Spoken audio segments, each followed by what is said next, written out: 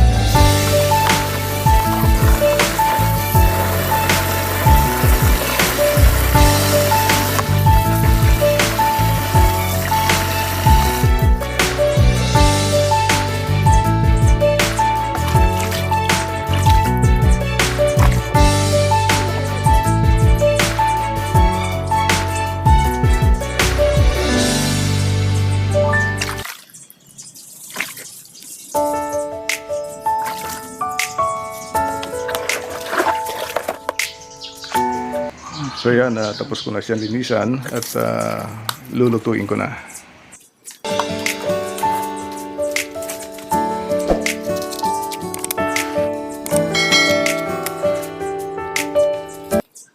So dito ngayon ako magluluto sa ginawa kong kalaan na diblower.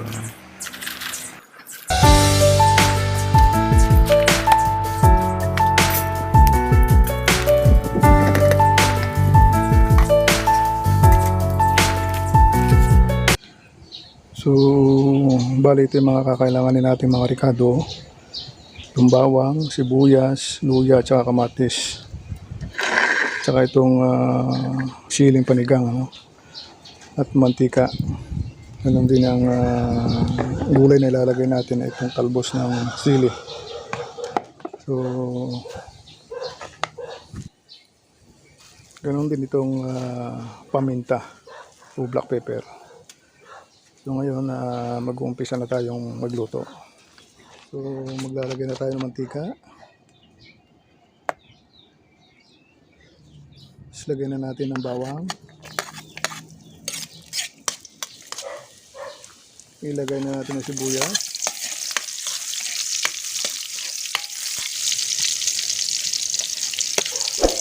Sunod natin ng luya.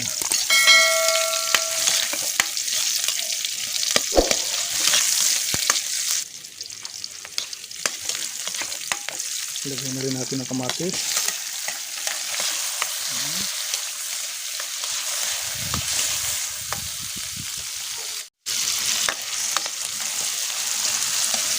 Ngayon, ilalagay na natin yung palaka.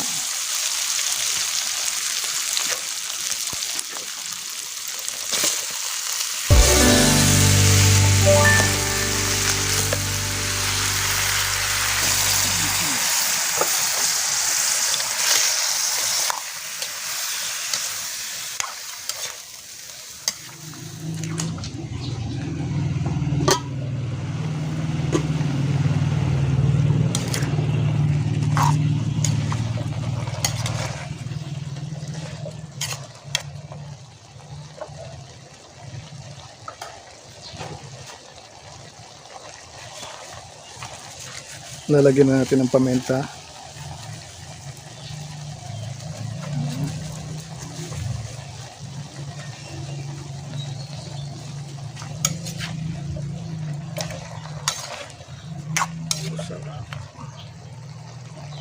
Sarap.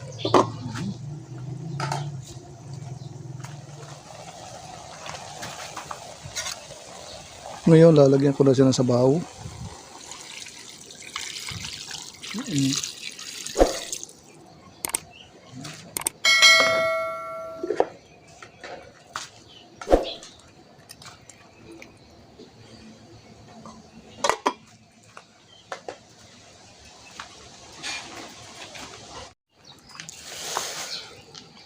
So, may additional pa palang mga ricado na hindi ko nabanggit kanina. Itong patis at asin. Ganon din itong magic sarap. Ayan.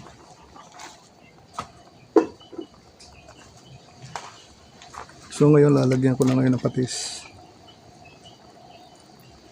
2 kutsara.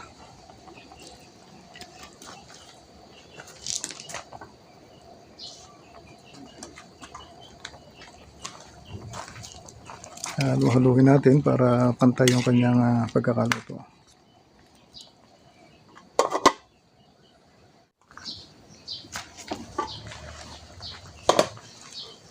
So maglalagay ngayon ako ng asin dahil matabang.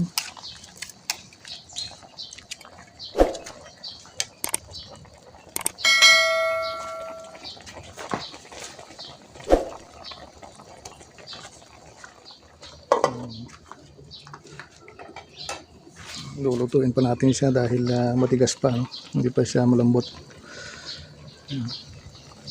Malalaki kasi itong mga palaka na ito, kaya medyo mahirap palambutin.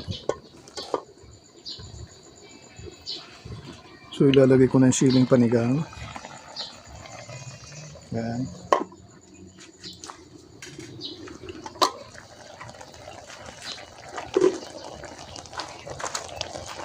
So ngayon ilalagay ko na yung dahon ng sili.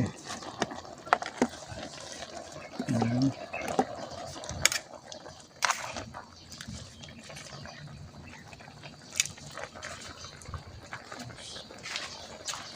Mag-additional tayo ng sabaw. Ayan.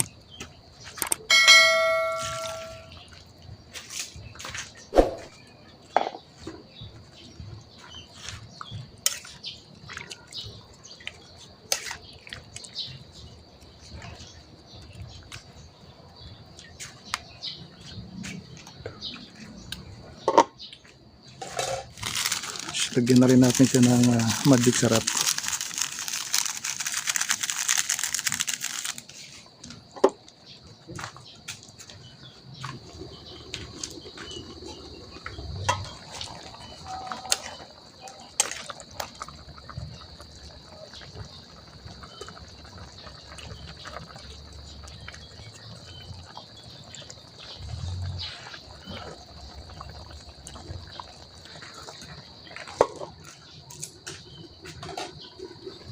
Ngayon ay hanguin ko na dahil luto na siya.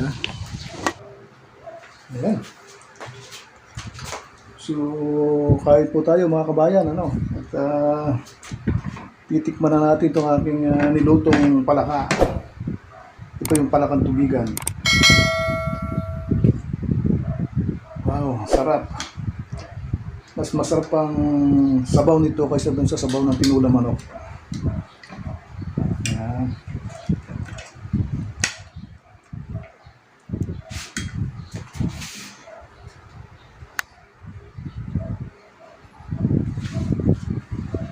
Siya.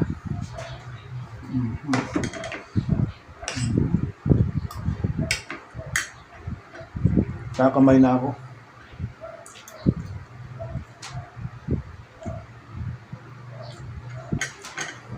Malasa siya.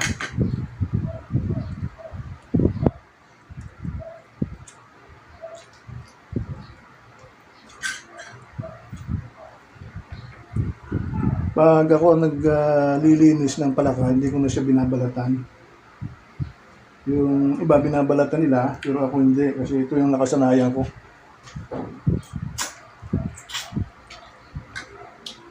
Masarap kasi sa akin yung may balat.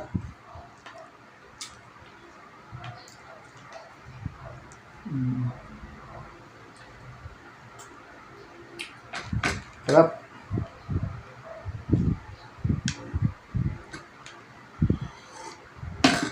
Oh, sarap na sabaw.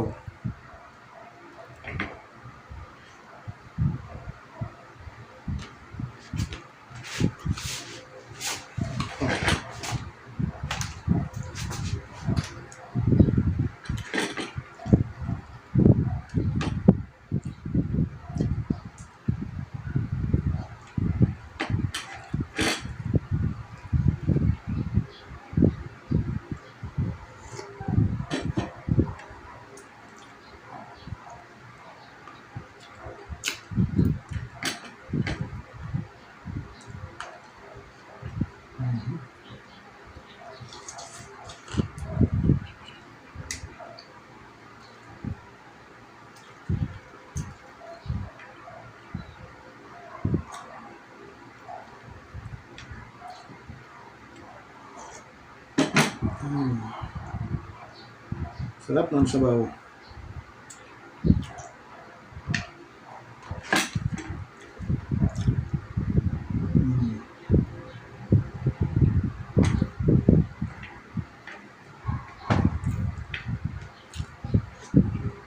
So ganito na lamang ang aking video at maraming salamat sa inyong panonood.